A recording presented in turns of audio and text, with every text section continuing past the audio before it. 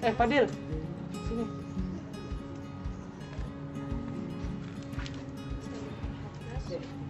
Sibuk amat dah. Lagi ngapain? Lagi belajar nih buat ngeresap. Besok apa? Ekonomi. Ekonomi. Materinya apa? Lembaga jasa keuangan. Salah satunya OJK kan ya? Iya. Bisa nggak? Kebetulan aku baru baca itu malam. Sini duduk. Oke. Coba aku jelasin ya. Ya. OJK. Kalau menurut aku, OJK itu adalah lembaga negara yang independen yang berfungsi untuk mengawasi setiap keluar masuk keuangan dan lalu lintas keuangan di Indonesia. Nah, jadi OJK ini dibentuk berdasarkan Undang-Undang Nomor 21 Tahun 2011. Nah, setiap lembaga kan pasti punya fungsi dan tugas kan ya. Iya. Nah, jadi aku bakal jelasin satu persatu. Kalau fungsi utama itu adalah melakukan fungsi pengawasan. Nah, jadi pengawasan ini sama siapa? Yang ngawasi itu sama BI. Jadi BI sama OJK ini akan saling bekerja sama untuk mengawasi perbankan di Indonesia. Nah, tetapi kalau BI ini kan cuma ngawasi perbankan doang. Nah, kalau OJK ini lebih luas dia aspeknya. Nah, dia bisa mengawasi IKNB. IKNB itu kayak leasing, pegadaian, koperasi. Nah, jadi nggak hanya bank doang. Yang lain-lain, IKNB dan pasar modal pun itu tetap diawasi oleh OJK di Indonesia. Nah, jadi kalau dari situ bisa kita simpulin kan tugasnya. Nah, tugas dari OJK itu adalah untuk mengatur dan mengawasi setiap lalu lintas keuangan di Indonesia. Jadi nantinya kita ini menjadi negara yang berintegritas ekonominya. Oh iya, OJK berdiri tahun berapa ya? Lupa. Oh, OJK. Tadi kan aku udah bilang, OJK itu dibentuk berdasarkan Undang-Undang Nomor 21 Tahun 2011 kan. Nah, berarti pencanangannya itu sejak tahun 2011. Nah, tapi tahu lah ya, di sini prosesnya panjang. Jadi proses setahun lebih, akhirnya tanggal 31 Desember 2012 baru resmi berlaku. Terus kan tadi aku ada baca kan, ada visi Iya. misinya. Terus bahasa itu agak ribet, bisa nggak kamu jelasin biar agak lebih Oh, yang ini? simpel gitu? Iya, ini. Oh, kalau visi, coba ya aku jelasin pakai bahasaku. Kalau menurut aku visi dari OJK itu adalah untuk menjadi lembaga yang terpercaya oleh masyarakat sehingga nantinya bisa melakukan pengawasan terhadap lalu lintas keuangan di negara kita. Nah, jadinya nanti keuangan Indonesia ini bisa semakin meningkat dan bisa bersaing secara global dan otomatis nanti masyarakat kita juga sejahtera. Nah, jadi untuk melakukan visi ada misi ya. Misi ini hampir sama dengan tujuan OJK. Nah, jadi misi atau tujuan OJK ini adalah yang pertama untuk mengatur perekonomian itu agar lebih adil, taat, tertib. Yang kedua untuk mengatur kestabilan keuangan, pokoknya agak lebih stabil gitu. Yang terakhir yang pasti untuk melindungi hak-hak masyarakat gitu. Hak-hak bidang ekonomi kan banyak tuh. Nah, itu dilindungi oleh OJK. Sekarang aku udah agak paham karena pakai bahasa teman ya. Udah agak simpel. OJK nggak sulit kok. Oke. Siap. Kan lembaga jasa keuangan nggak hanya OJK kan ya? Iya. Ada apa lagi sih? Lembaga jasa keuangan tuh nggak hanya OJK, dia ada juga bank. Tapi aku Iya. kan tadi udah baca bank sedikit kan, cuman nggak ngerti juga. Oh Ada yang gitu. bisa jelasin nggak ya?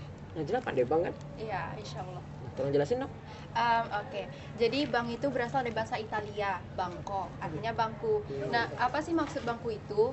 Nah, pada masa dahulu, bangku itu merupakan tempat operasional para bankir dalam melayani nasabahnya. Nah, berdasarkan fungsinya, bank itu ada dua, ada bank umum sama BPR.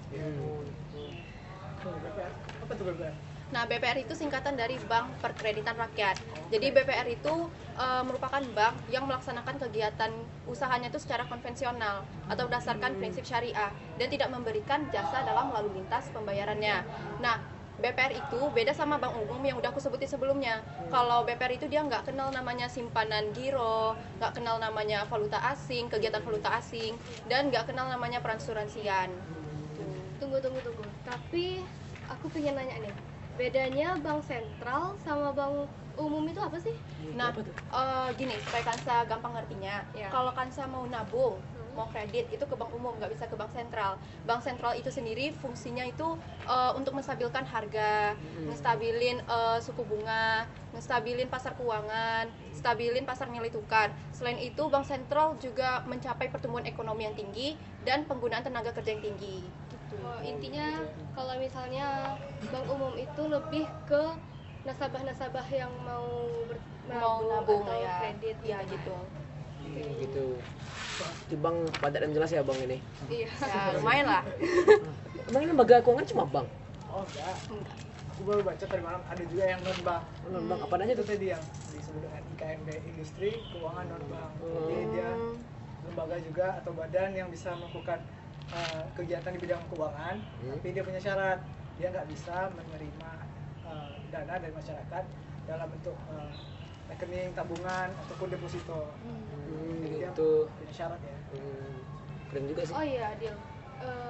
IKNB tuh banyak kan jenis-jenisnya? Dia IKNB Apa aja banyak tuh? banget jenisnya. ada asuransi, ada pegadaian, terus ada koperasi simpan pinjam juga termasuk, terus dana pensiun, masih banyak lagi sih. Contohnya aja ini asuransi. Pasti dari kita ada yang ikut asuransi kan? Nggak mungkin. Iya. Terus aku sih baru kemarin kemarin ya? mama aku ngajak gue ke asuransi, katanya biar diasuransiin, tapi gue nggak ngerti apa tuh asuransi, gunanya apa. Oke, jadi gini, asuransi itu ada sebuah perjanjian di mana antara yang penanggung dan tertanggung gitu kan. Iya. Jadi di situ yang tertanggung itu wajib memberikan membayarkan sejumlah premi ke yang Iya, penanggung. premi. Jadi nanti jika ada sesuatu yang terjadi, hal yang tidak diinginkan terjadi di masa depan, penanggung wajib menggantikan kerugian dari si yang tertanggung. Itu kayak jadi jaminan gitu ya. Jadi Iya, jaminan. Oh, jaminan gitu, ngerti. Gitu. Terus kan semalam mama aku ada gadain emasnya gitu kan. Emas Sekitar ya. 100 gram lah ya. Banyak Banyak bos. bagi dong. Banyak kali Banyak. Terus Terus gimana sih sistematika waktu pendaftaran untuk menggadaikan emasnya itu? Sebenarnya kalau sistem di pegadaian itu cukup simpel sebenarnya. Jadi gini, kita tinggal datang ke kantor pegadaian. Terus kan ada petugasnya. Kita minta formulir untuk menggadaikan barang.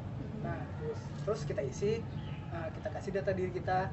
Kemudian barang yang mau digadaikan, jangan lupa surat tanda kepemilikan karena itu jadi syarat utamanya biar nggak ada masalah kan. Terus setelah kita kasih, nanti mereka bakal ngasih lagi limit berapa kita bisa dikasih peminjaman dana. Kalau kita udah setuju, dia bakal ngasih surat bukti kredit. Disitulah tercantum semua data-datanya, kapan jatuh temponya, berapa dendanya, atau mungkin syarat dan ketentuannya juga ada di situ di baliknya.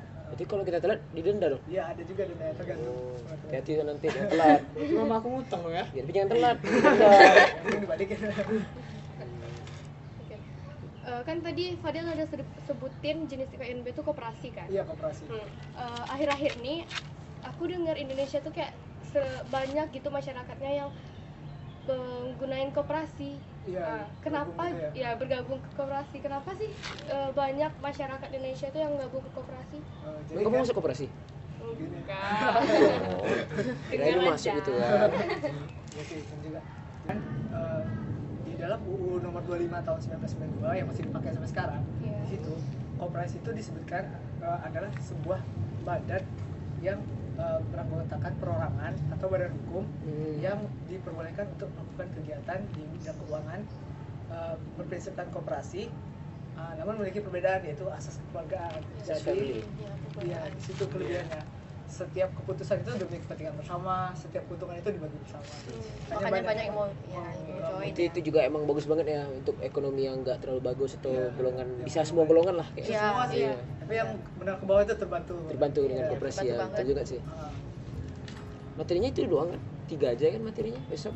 Iya, ya, 3 aja. Lembaga keuangan. Udah pada paham nggak? Insya Allah. Iya ya, yakin ya.